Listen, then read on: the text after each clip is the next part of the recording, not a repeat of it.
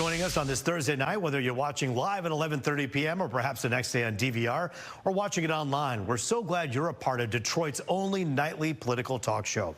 I am Roop Raj. It is the part of the campaign where you pretty much can't turn the channel or open up your social media without seeing one of the candidates. But one of the running mates is using this screen time to play defense. Ohio Senator and GOP Vice Presidential candidate J.D. Vance.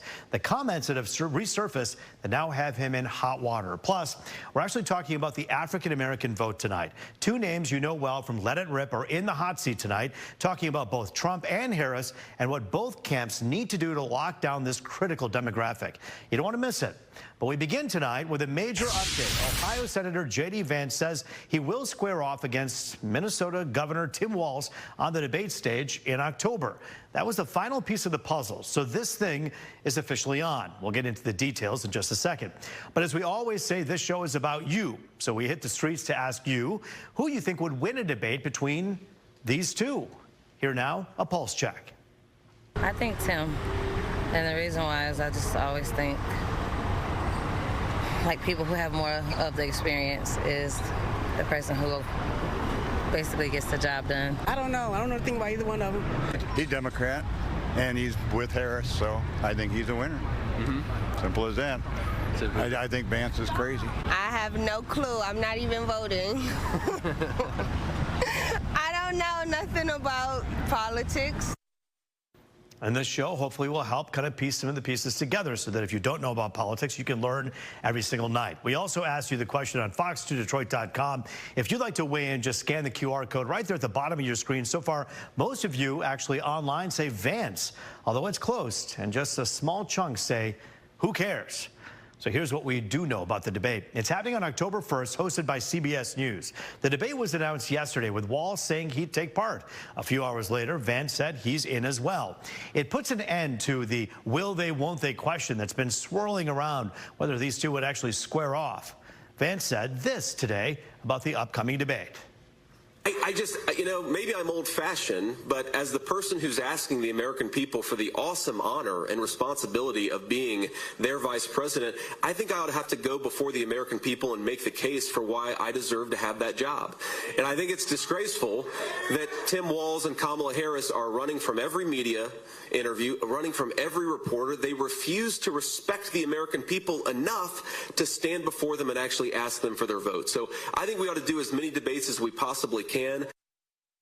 Well, not long after CBS announced the debate on social media, Walz quoted the announcement saying, quote, "See you on October 1st, JD." But now to the debate drama that we were telling you about. This between former President Trump and Vice President Kamala Harris. We know it's not a question of if they'll debate anymore. That's actually going to happen. The question is how many times? The original debate scheduled for September 10th. That's a go. Former President Trump initially said he wouldn't do it after Harris took over the ticket from Biden, but then agreed to it. That will be hosted on ABC News. But as for additional debates, well, that's to be determined. You may recall Trump had proposed 2 additional debates with VP Harris, both of them happening in September. But the Harris campaign squashed that today, saying the debate over debates is over. A campaign spokesperson said they have agreed to 2 presidential debates, the one in September and another one with a TBD date in October with Trump. The only other debate they say they will take part in is that vice presidential debate between Walz and Vance. That's it. 2 presidential debates and 1 VP debate. We'll keep you posted. All right, speaking of the former president, he held a news conference today, this time at his New Jersey golf club. It was just a day after he spoke in North Carolina, a speech mainly focusing on money, the economy. He did his talk with grocery items placed right beside him and behind him, blaming Biden and Harris for the inflation that we're seeing now. He then made this vow about energy. I'm going to reduce energy and electricity prices. I will, by at least half within a 12-month period. We'll be able to reduce prices between regulation and having a tremendous supply, which we have. I always say we have more liquid gold under our feet, more than any other nation anywhere in the world, including Saudi Arabia and including Russia. We're going to terminate the Green New scam. It's called the Green New Deal. It's a scam. He also warned this could happen if Vice President Harris is elected. Take a listen. You don't have to imagine what a Kamala Harris presidency would be, because you're living through that nightmare right now, and it is a nightmare. It's a nightmare. and you're going to stop inflation, but we're going to have a crash, and we're going to have a crash like a 1929 crash if she gets in. Now, here's the thing. The economy has actually recently shown signs of strength and stability. The S&P 500 actually saw its 6th gain in a row today, and the Dow and NASDAQ also increased. New reports also show shoppers increased their retail spending last month, and fewer workers went for unemployment benefits. Now, there were fears of a slowdown last month after hiring dropped significantly and unemployment rates were a lot higher. But those fears were quickly doused, allayed, because jobless numbers were better than expected. And Wall Street had its best rally since 2022. By the way, we tell you all the time, we cover both sides of the show. So if you're wondering, hey, why haven't I heard from Harris about the economy tonight? It's because she's speaking about it tomorrow, also in North Carolina. The campaign says she'll push for a plan on price gouging on food and groceries. And now to that comment that has Senator J.D. Vance playing defense. We know Vance has said in the past that he'd support a national abortion ban at 15 weeks, but recently has echoed Trump's statements that it's a state issue. A comment he made in 2021, though, is resurfaced. This was first reported by a publication called the Christian Science Monitor. He was reportedly responding to prominent Georgia Democrat Stacey Abrams' claim that an abortion ban in that state would be bad business when he said this, quote, "She was right. When the big corporations come against you for passing abortion restrictions, when corporations are so desperate for cheap labor that they don't want people to parent children, she's right to say that abortion restrictions are bad for business." This again from a few years ago. Speaking to reporters in Pennsylvania today, Vance had this to say about that statement. Very often, corporate America is not especially friendly to parents with young children, especially young moms with young children.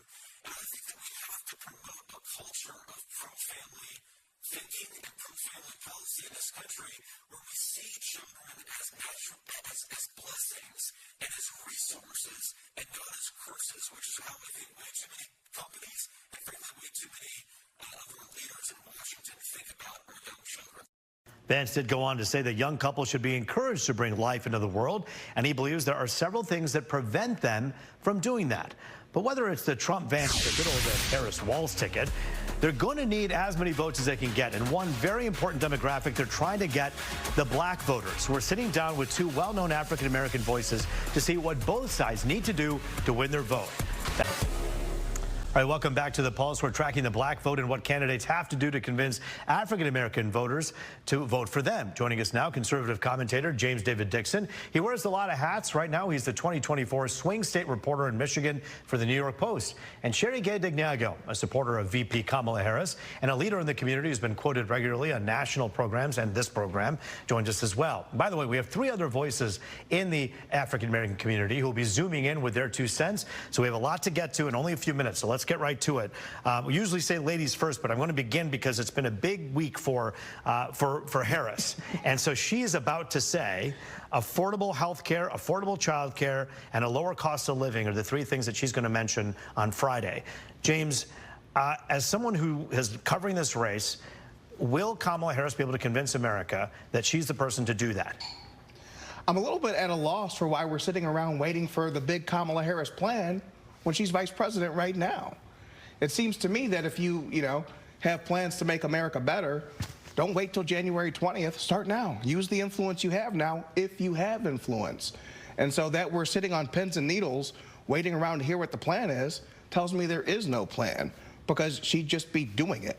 Well, if what on one hand you're saying as the vice president, she clearly has an idea because she's currently helping run the country. She clearly understands that it needs to be a plan in place. She's not announcing it perhaps because she'd like some melodramatic build-up to it. I mean, Sherry, what is the reason that she would wait to reveal this on Friday? In all fairness, I think as she has served as the vice president, she has to be able to take credit for the economy, which I'm certain you've realized in media that it has improved over the last few days. And so she gets that credit. But I think as she puts forth her own leadership, she has to demonstrate what her own platform is. And part of that is how she is going to improve the economy, how to put more food on the table, how to put more gas in our gas tanks. And she deserves the opportunity to do that as her presidential plan, not just the vice president. But this is kind of the confusion of the whole Harris platform right now, right? I mean, are things good now and we should keep doing what we're doing? Right? That's the argument you used at first. So there's progress. But then we're saying we need a new Kamala Harris plan to change things and make it better. No, it's not a new. Are things good now, or do they need to be made good? No, you got to be fair. Things are improving, but she deserves the right to establish her own identity as our next president of the United States. How much does it hurt any candidate, even if you didn't support Kamala Harris, if she was a Republican and she had waited almost 3 weeks before she reveals any of her plans and policy points, how much does it hurt her with undecided voters to simply wait and let the narrative be filled in by conservatives like James and also the media? Well, I mean, I think people have to be fair here. The vice president has now assumed this role of running and being the nominee, and she's going to do that, take that nomination on August 22nd, and I'm excited about that. But she's been going around from state to state, sharing parts of her plan and what they encompass, and so now she's being very deliberate about doing that in a comprehensive way tomorrow. And so I'm excited about that unveiling of her platform, of her plan to even strengthen the economy even more, although we have seen great improvement. And we are excited about seeing it as in terms of being members of the media who would like to report on both sides of this particular story. I want to get one of our voters in right now. Shar Yates is chiming in tonight. She's very excited, by the way, about Kamala Harris. As an African-American voter, she was actually at a fundraiser with Nancy Pelosi just last night. Shar, you have a lot to say about your thoughts here on The Pulse. Sunday in July, when Joe Biden decided to step back and things changed. And it wasn't the same old anymore. And now we're bringing in this new, fresh energy because, of course, everyone talked about how, his age was a factor. And then we have another candidate whose age was just 3 years difference. So, once now that we have this new candidate in here, it's refreshing, it's energizing. All right, Shara, obviously energized by this, but James, I got to ask you the question. Clearly, there are so many voters out there like Shara who are saying, look, I'm glad Joe Biden stepped down, and I'm glad Kamala Harris is coming into her own. So certainly there is a fervor and excitement around her and her potential plans, and there is a separation between Biden and Harris. You would think that as well, right?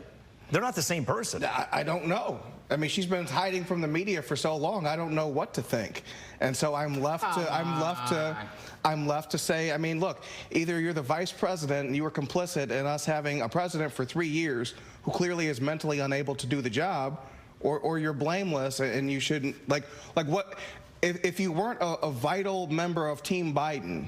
What is the case for Kamala Harris? Absent that, what is the case for Kamala Harris? Sherry, you've worked on campaigns before. If I worked on a campaign, I'm just being honest here, regardless of red or blue, I would advise my candidate to not wait 3 weeks before you start talking policy points, because people do fill in the blanks, including people like Pastor Lorenzo Sewell, who, by the way, is the man who invited Donald Trump to a black church here in Detroit. And you know Pastor Sewell, he has this to say here on The Pulse tonight. I'd like you to respond. Go ahead. I'm so Holy Ghost happy to be here. It was amazing to have President Donald Trump at my church. It was amazing to be able to worship and preach the gospel at the RNC. And I believe that this is the time of the season where Black Americans are going to get the education they need so they can make the right decision on November the 5th. No Democratic candidate should assume that all black people are going to vote for them. That is highly presumptuous and insulting. And so this pastor is saying, well, let's wait to see what both people have to say. What do you have to say about what Pastor Absolutely. First, I want to make it clear, I do not know Pastor Sewell. I know of the story of him allowing Trump to come to his church. But education, key cornerstone of my leadership, I know that the Republican Party is all but going to do anything to lift up education. We've seen the failure with the Trump administration previously, who was appointed as the education leader of our country, and that was a debacle within itself. And so, yeah, I understand that we do have members of the African-American community that are Republican as well as Democrats, and so we are making sure that we get the best information on the impact of their policies and how they're going to impact our community, how it's going to impact our economy, how it's going to impact our Supreme Court. I mean, you got to look at the Supreme Court appointments that have been made by President Trump. These conservative appointments have helped to push back on diversity, equity, and inclusion, a woman's right to choose and decide what they do with their bodies. Is this someone we want to make more Supreme Court appointments? I say no. James David Dickson, when you listen to Pastor Sewell and other black Americans who are conservative here, are they just like a pie in the sky wishing that perhaps Trump will do great things for them, or do you really believe that Trump did great things for black Americans? I think Republicans need to make the case to every single type of American. And if I were a Republican, you know, in the voter outreach business, I'd go knock on doors in Pontiac and Southfield and Detroit. You know what I'd tell them? Black lives matter. Black lives matter. So maybe there's a crisis going on in your community where you have 14% of the women in Michigan and they have 50% of the abortions in Michigan. I'd like your kids to be able to actually be born and grow up and thrive and go to great school someday. And the governance you're left with has left you unable to do that. That's the story I would tell. Sherry? But Black Lives Matter also with police accountability, and you have to look at that's the a fraction party. of a fraction of the lives. The fraction of it's not a fraction. We have 31,000 abortions a year in Michigan. Come on now, you got to be honest within yourself. We cannot build a presidency based just on abortion. Not just abortion. No, but that's the point. That's the issue that you pointed to. I mean, we talk about life, liberty, and pursuit of happiness. It starts with the ability to be born. But James, but once you're born, you have the right to feel safe in the presence of law enforcement, and that's what she's getting at. But I would argue black people are less safe in the presence of their own communities where they live than law enforcement. So you're going to dismiss, it's actually not even close. And perhaps where they're least safe is inside the womb. There's one more. I'm not kidding. There's one more point that Karen Dumas with No BS NewsHour Detroit News has to say about where we are right now with the black vote and these two candidates. Take a listen. People are energized. I think that's good. People are engaged. I also think that's good. But I also think that that can be channeled into something strategic and something substantive. You know, at the end of the day, I don't want to just feel good. I want things to be better. We only have about 30 seconds left. She has a valid point. How important is it for substance to be put in front of all of this imagery and all of this this back and forth, this slapbacks? And I mean, people have to stop fighting, and they have to start talking about policy, Absolutely. right? And African Americans should not be taken for granted by any party. I'm a Democrat, but I understand that the Democrats have not always lifted up the issues that are important in the African American community. So right now, we have the opportunity to negotiate what is best for our community. But I stand on the principles that exist in my party right now. They are much better than what Donald Trump has to offer. How important is it for Trump and Harris to show up here way more often than they already are? They really have to hit the streets, don't they? Absolutely, and Republicans generally need to do this. Oakland County, they brought in Kwame Kilpatrick. They're going to bring him in as a guest speaker. How about scrap Kwame? Talk to actual black people. James David Dickson, Sherry Gay-Dagnogo, we're out of time. I want to thank you both for joining us. Come back on The Pulse anytime. All right, getting comfortable in this chair here for a new segment on The Pulse. We're diving, of course, into everything, people, power, and politics from the D to DC. And a new segment we'll do every once in a while right here. Part of the fun, and the other part is to truly live up to the theme of this show, people over pundits. I get a lot of mail and social media posts about this show, and we're so happy The Pulse is getting a lot of buzz, is getting people pumped up. So tonight, opening up the Pulse mailbox, the good, the bad, and my take on the mail. Let's start with the good. This email was pretty nice. It just came the other day. Roop, really love the show you're hosting. Very refreshing to watch. Glad it's not too political, just straightforward about things. You talk about things and let the viewers decide where their beliefs are in politics. We want to thank this gentleman from Heartland, Michigan for watching the show and saying that. That's what we strive to do. The Pulse on Fox 2 with host Roop Raj seems to lean towards the GOP, by what I hear him saying. He spends a lot of time talking with Republicans who criticize VP Harris. I think someone should interview him and ask him if he is a Trump guy. Well, you're interviewing me right now. You can ask me the question. I'm not a Trump guy. I'm not a Harris person. I'm a journalist here to cover both sides. And we got this one, by the way. Remember, I'm a Trump guy. That was on a Tuesday. On a Wednesday, I got this. Watched the show, and I was very disappointed in your comments about this issue. Throughout the airing, you were very protective of VP to be Walz. So therefore, it made me feel very sad since you came across like a 100% liberal. So I was a liberal hack one day, and then I was a conservative fascist, according to one guy, the other day. Look, here's the deal. We interviewed Mayor Duggan yesterday on this program. He's the mayor of the city of Detroit. He doesn't sit down that often with people. We got a one-on-one. He says, enough of liberal Duggan, this viewer did. Where are the conservative guests? Your show is liberal. And I asked this gentleman respectfully last night when I got home about 12 o'clock at night. I said, where were you when we interviewed former President Donald Trump on The Pulse for 12 minutes? Was I a liberal hack then? On any given day, we're going to be talking a lot about VP Harris or Walz. On another day, you'll hear a lot about Trump and Vance. This show follows the headlines, follows the news, not party lines. If one of the candidates is in the headline, we're going to unpack it here without the bias. So Mayor Mike Duggan got 12 minutes of airtime one night when he granted us an interview. Former President Trump gave us a one-on-one, so we did that 12-minute interview with him this spring. And on one night, that makes me, as one viewer proposed, a liberal hack. Or when I had Trump on, one man said I was a right-wing nut promoting my guy. Nope, I'm just a news guy here to cover and fact-check the blue and the red. And guess what? We're going to keep doing it every night because it's our job to cover both parties, like it or not.